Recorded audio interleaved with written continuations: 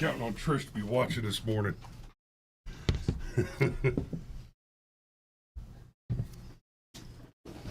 Oh, I can hear you now. All right.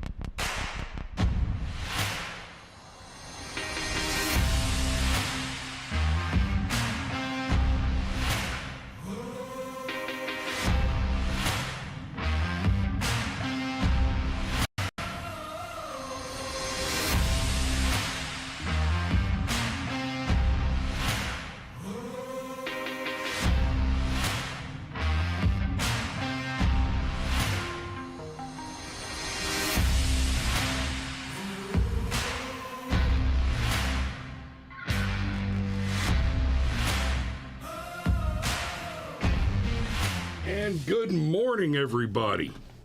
How you doing, Sunshine? Wyatt, I'm rolling. Excellent, excellent. And we're rolling on sound and video, it appears. So, we got a little something special to talk about, but I'm waiting to see a particular person in the chat before I bring it up. And then we will, Oh, and there she is, Trish. Good morning, good morning. Ready? Ready? 1, 2, 3. We got him! So, my mother-in-law, Trish, sent Cameron and I, having requested it on the show live, she sent us jalapeno salt. Now, I was not expecting a frickin' 2-pound brick of jalapeno salt, and I am super happy about it. In fact, Fee made, I don't even know what to call it. It was some kind of Santa Fe Tex-Mex dish last night, and then brought me the jalapeno salt, and it was gangbusters. Yes.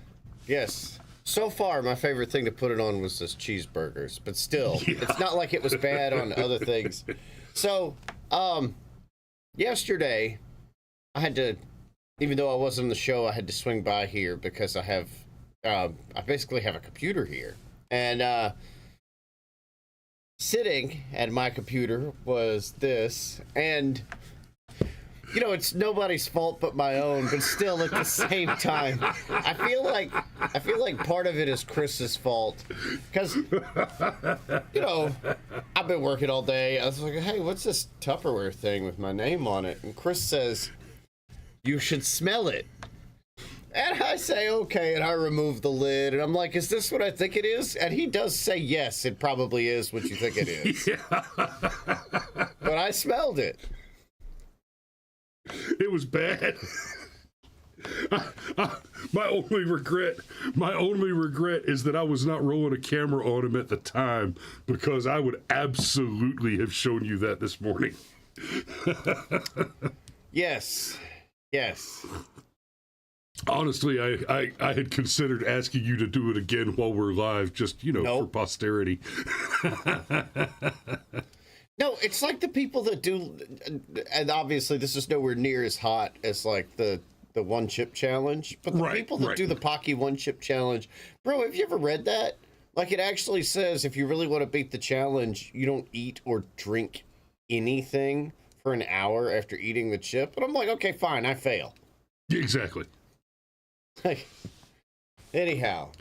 And she says this batch is hotter than the last. I in fact noticed that. Well, my guess would be it's because of the variance in peppers. Yeah. Like no pepper has an exact Scoville. Right. And I mean, hey, at Ma and Granddad's house, we love to play Peppers Roulette, where Ma buys a shitload of jalapenos from the farmer's market, or grows a bunch of them in the yard, and then makes jalapeno poppers. And some of them might as well be stuffed bell peppers. Some of them think you owe them money. Some of them are Mylanta commercials in and of themselves. So, what are we talking about this morning? Well, ostensibly, we're going to get to term limits. We're going to start with, it's a tough call. I've got two things that I want to talk about related to Feinstein. Do we start with her cognitive decline? Or do we start with the more recent news? I mean, let's start with the more recent thing, Okay. because it's what sparked it all. So Feinstein took a dive, and no, don't get too excited yet. She's still alive. But she took a dive. She fell in her home. Now, Feinstein is 90 years old, and it's one thing to say that somebody's old, but they're fit and strong, and no. We've seen Feinstein, right? Hell, she looks like a crypt keeper. There she is. Like this, I want to be clear. The image that I'm showing you, the thumbnail from this morning, that is not a Mid-Journey AI generated image of. This is a photograph of her being wheeled into the Senate. Right? This is from a photograph. So she is not doing great. She looks a little better there. Yeah, she looks a little better in this image. But that's just down to lighting. She's not doing great. She's got to be wheeled into and out of Senate hearings, and yeah, and if she's in a wheelchair, how did she fall? That's a really interesting question. I'm not saying it's impossible, and obviously, at least occasionally, she has to get out of the wheelchair, even if it's just out of bed, into the wheelchair, and then out of the wheelchair and back into bed. Right. And, but at the same time, I don't know that many people in wheelchairs who fall. Maybe crash. And Pitt Danny asks an interesting question. Does Feinstein have any say in this matter? That's an excellent question. I want you guys to think back to the last days of Ginsburg.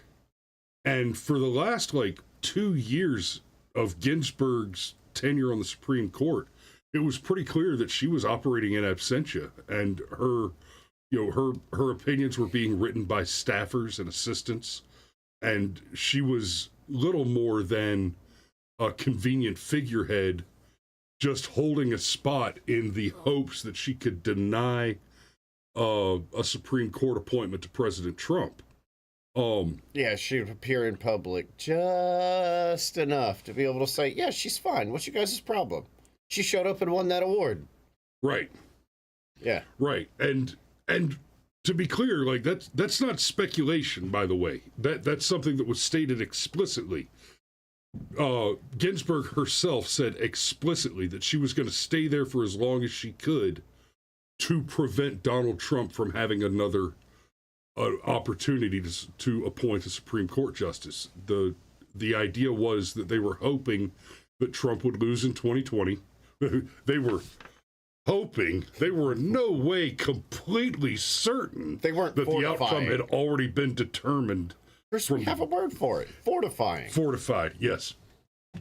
So she was literally holding the position as a political maneuver. And I guess on one hand, I can respect that dedication, but Jesus. Y'all notice the title on the thumbnail was Elder Abuse. It is the Democratic way. Well, look, but let's be clear. As far as we could tell, up until literally the last few weeks of Ruth Bader Ginsburg's life, she still had her mind. She was old. She had cancer. Probably would have lived longer if she had not tried to do the dance of staying in the Supreme Court.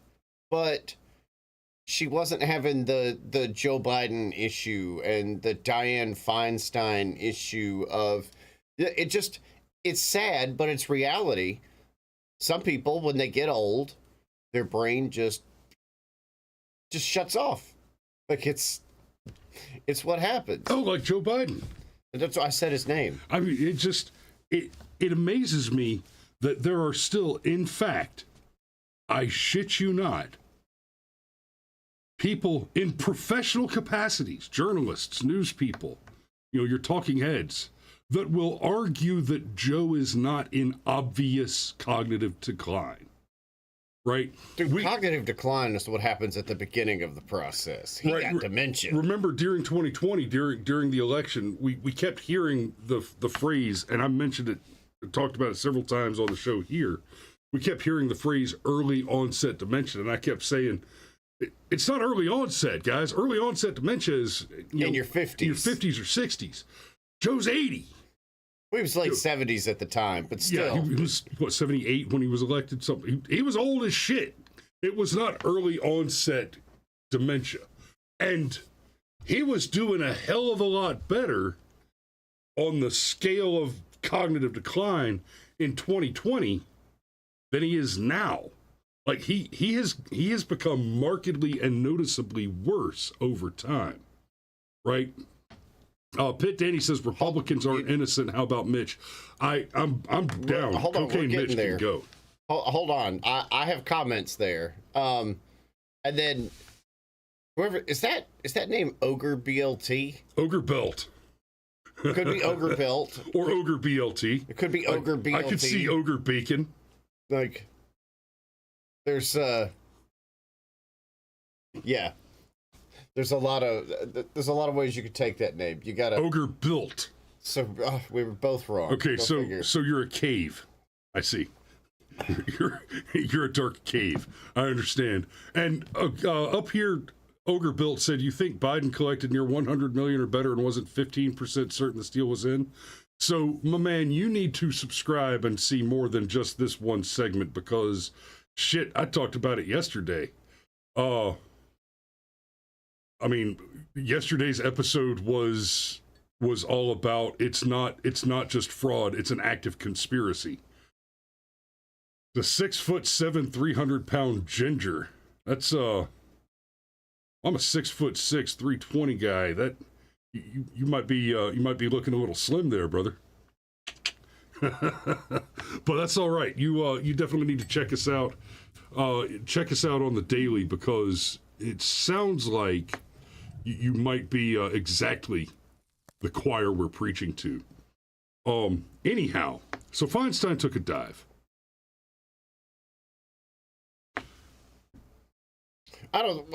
She took a dive. So, you know what? I'll go ahead and jump into it because Pitt Danny was like, hey, what about Mitch McConnell? Well, up until a few weeks ago, nobody knew that Mitch McConnell was as bad as he was. And hell, up until a few weeks ago, Mitch McConnell might not have been as bad as he was. He could have just had a stroke right there. Like last year, Ron Paul had a mini stroke in the middle of a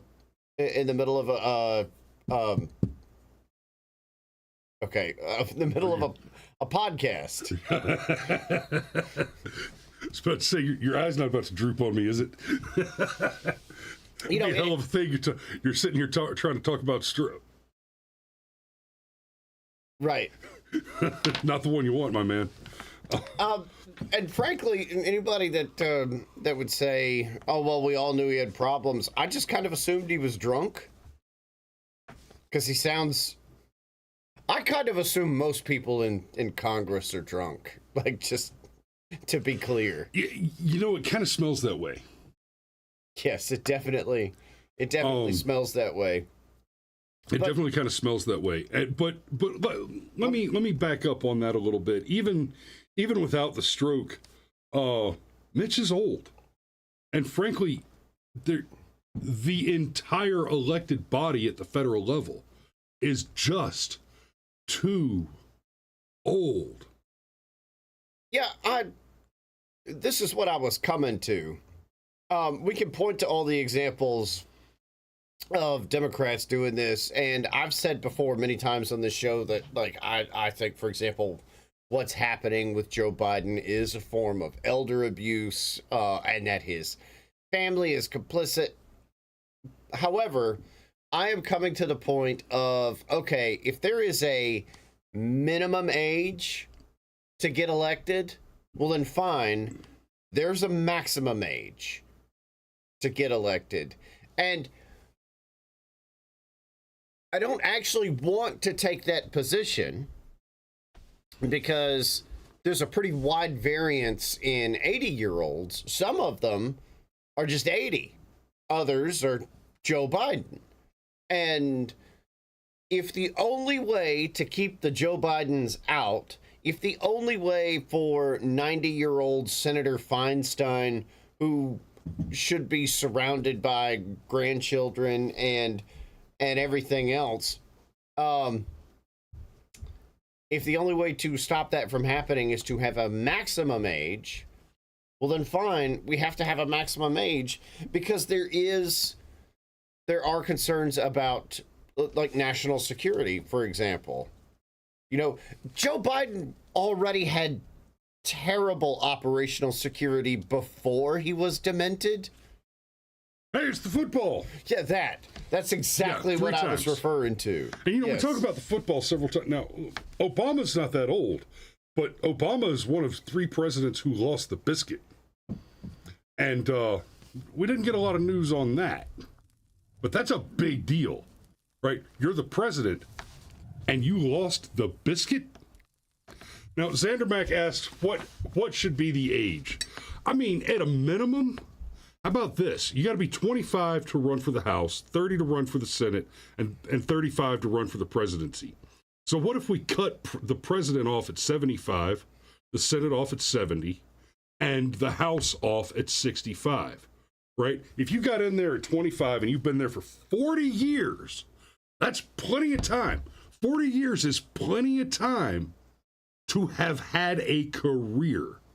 And frankly, if you were a representative in the House and have not advanced to a higher office in 40 years, then shit, what are you doing?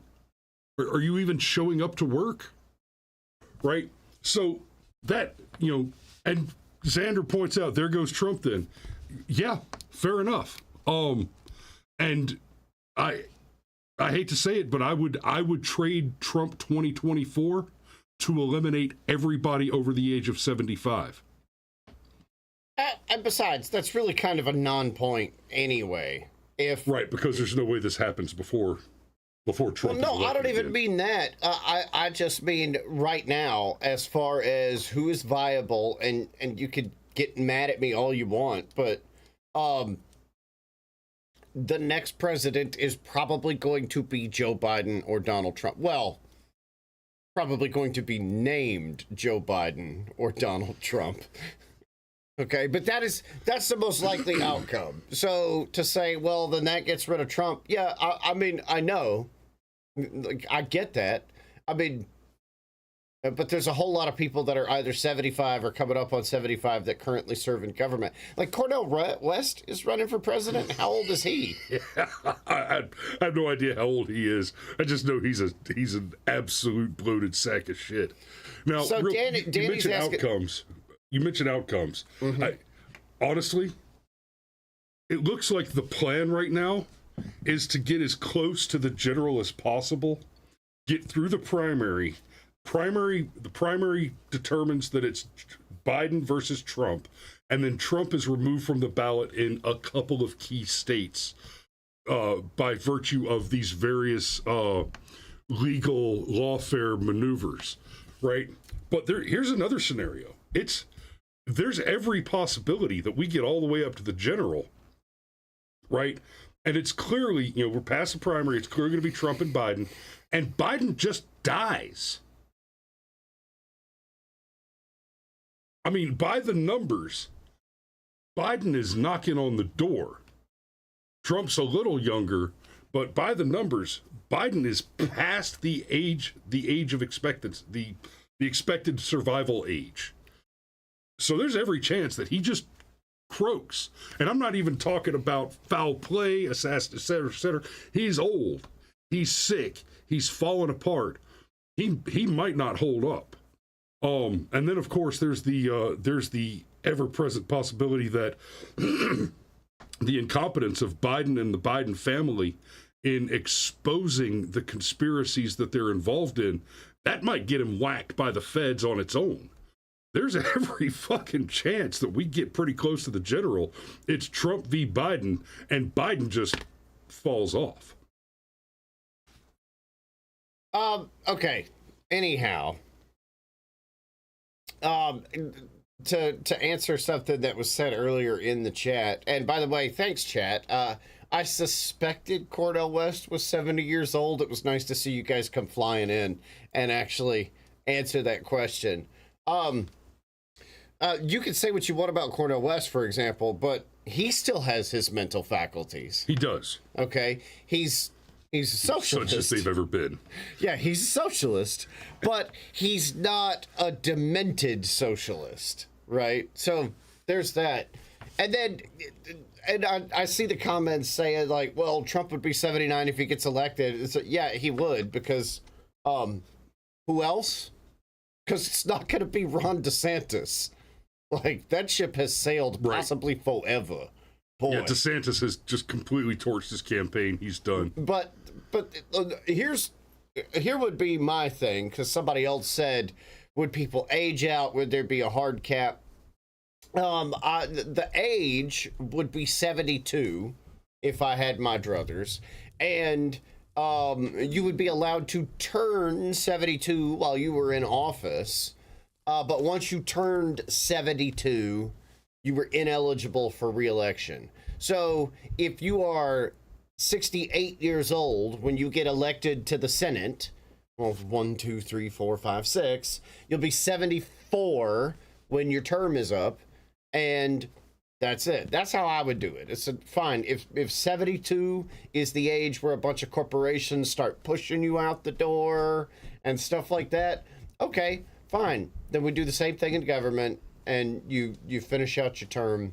And I mean, and honestly, if you're gonna say, well, Trump this or Mitch McConnell that, like as Chris said, yeah, I'd be fine with Cocaine Mitch going bye-bye. In fact, I'd be more than fine with Cocaine Mitch going bye-bye, because dude had a stroke on live television, and even if that means letting go of Trump, fine, let go of Trump. I've said before, oh, okay, you want to bring corruption charges against Trump and put him in jail. You know what? Cool. But everybody else goes with him. Yep. So this is not a point about hypocrisy. This is not a point of hypocrisy, is what I mean to say. This is a point about not just practicality, not just national security, but I think there's a deeply ethical component to this. We don't force small children to endure certain things because they're small children. And we don't force the elderly to endure certain things because they're elderly. Most states have got laws on the books that say, Chris and I punch each other, that's bad. We could get charged with assault, battery, potentially even aggravated assault, aggravated battery. I mean, like, go to prison type of charges. However, if Chris or I punch an elderly person, those charges are automatically elevated to the maximum level because it's elder abuse. Yep. And that's what I'm trying to address here. Like, I know everybody is old, including Trump. That's part of why I'm the one that suggested we do this show. So, but yeah. Feinstein, she looks like the Crypt Keeper. It's terrible. It's terrible. And apparently doesn't know that she took 10 weeks off from the Senate. I never left. Oh, dear. Okay. Okay, so, and I'm glad you mentioned that. Okay, so let's close on just a little bit more about the cognitive decline. I want to read some of this story to you. This is from the New York Post. Dianne Feinstein, 90, appears confused at Senate hearing, had to be prompted to vote. And this is the part that I want you to pay attention to. Had to be prompted to vote. This is part of my argument right here. California Senator Feinstein appeared confused and had to be prompted to vote aye in an uncomfortable moment during a Senate Appropriations Committee hearing on Thursday. The 90-year-old Democrat, who has faced calls to resign due to her health, remained awkwardly silent when it was her turn to cast her vote on the $831.781 billion defense appropriations bill. Say aye, Washington Senator Pat Murray said to her. She repeated herself 3 more times. Feinstein, who has seemed frail and disoriented since battling complications from a shingles diagnosis in the spring, then began trying to read a prepared statement, but an aide came to her side and interrupted her before whispering something. Yeah, Murray said once more, just say aye. Okay, just, Feinstein replied, and had to be prompted by a colleague to vote aye, Murray emphasized. Then Feinstein sat back in her chair and let out an aye for her vote. She was going to read a speech. Let me ask you this. At what point does this sort of naked manipulation qualify as corruption, manipulation? I mean, it seems pretty clear that what is happening here is either she is entirely cognitively incapacitated, in which case she is not competent to be casting votes at all, or if she is not entirely cognitively incapacitated, then the other alternative, given this pattern of fact, is that she is being instructed by a third party on how to cast her votes, which means that she is not a representative of her constituents. She is a figurehead for an alternative third party for whom her constituents, even if that person was elected, her constituents, the people who elected her, did not elect that third party. So this incident alone should remit her to the pile of retirees. Well, I mean, you have to go all the way back to John Fetterman, and this is one of the things that is I would argue it is the biggest difference between, generally speaking, the right and the left. I want Mitch McConnell to go home. If I lived in Kentucky, I would not vote for Mitch McConnell. I'm fine. No, you're not, boss. No, you're not. Okay. Afternoon, Bear. Thanks for joining us. That's one demerit for tardiness, by the way. But we live in a world where John Fetterman won. We live in a world where there were people that looked you in the face and said, well, he didn't do that bad in the debate. And it's like, oh my God. We live in a world where in the same election that John Fetterman won, the Democrats elected 3 dead people. That's a little different. Like, I'm talking about a situation where I would argue it's not different. I would argue that the reason that Fetterman won and they elected 3 Democrats, it's the same reason. Because their voters have no idea what the fuck is going on. That's not what I'm talking about, though. I mean, yes, their voters have no idea what the fuck is going on. Sure. But it's sort of like how every time a Republican politician... That's for you, Bear. Sorry. It's sort of like how every time a Republican politician got caught cheating on his wife, they had to leave office and pay penance. And every time a Democrat politician got caught cheating on his wife, he got reelected to the presidency. You remember that? Remember, Newt and Bill Clinton both had affairs. Newt left Congress in disgrace. Bill Clinton got reelected. Yeah, yeah, exactly. You might want to put some ice on that. It depends on what the definition of is. Yeah. And your dad... Did you have sexual relations with that woman? Well, it depends on your definition of inside. Right. So, and then your dad mentions John McCain. I actually think that's probably the point where this broke for a lot of Republicans.